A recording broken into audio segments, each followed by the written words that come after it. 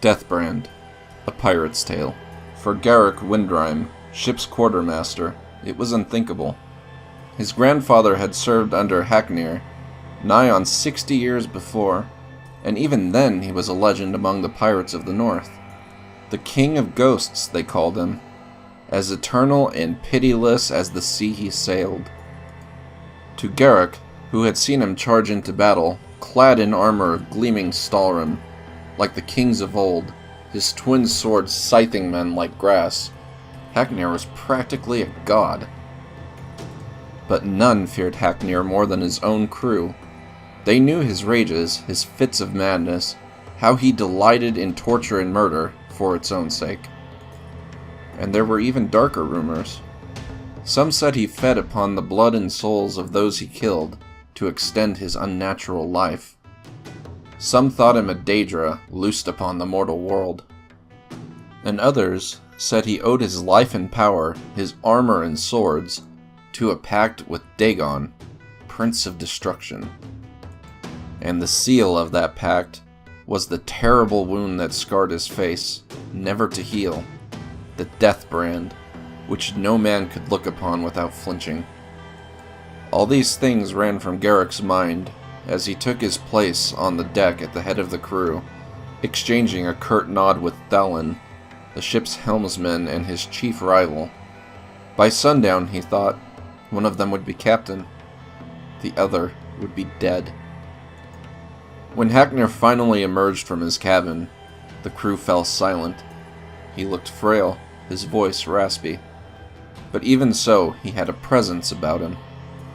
As he looked over his men, the most brutal murderers ever to ply the northern seas, not one could meet his gaze. At last, he sighed. "You wish to know who will be my successor, and how my share of the treasure shall be divided." That was the question, but even so, there were murmurs of protest. Haknir cut them off. "All these years I have looked for one who was worthy to take my place, or strong enough to take it from me. Not one of you even comes close, and so none of you shall have it." He extended his hand. "In Dagon's name I place a curse upon my armor and my swords, this ship and all it carries.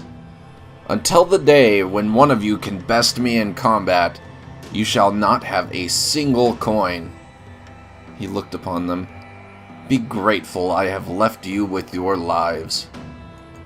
Garrick and Thalin shared a single glance. Had anyone else said such a thing, there would have been a mutiny, 100 treasure-mad pirates against one old man. But this was Haknir. The crew was silent. Haknir threw a map at Garrick's feet. "Garrick, take a longboat and bury my armor in the places I have marked. Thalin, we set sail to my tomb, where you shall leave me with my gold. Then burn your ships and do as you will. I am your captain no more." And with that, he turned and stalked back to his quarters. At daybreak, Garrick took his leave and set out in a longboat with 3 of his men. They landed on a shoal to the north of Solstheim, at the place Haknir had marked, made camp, and began to dig. But already, greed stirred at Garrick's heart. Time and again he glanced at the iron-bound chest they had brought with them. The old man was gone, perhaps already dead. His orders foolish.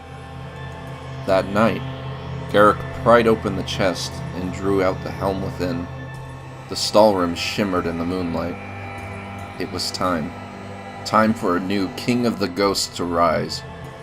He placed the helmet on his head. And he screamed. And it is said you can hear that screaming still, on moonlit nights, on a rocky shoal off the northern coast of Solstheim. Postscript. This story is one of the last in the Haknir saga, the tales surrounding the life and adventures of the legendary pirate king Haknir Deathbrand. How much of it is actually true, if indeed any of it is true, I leave to the reader's discretion. Artiste Draylen, House Rhetor and Scribe.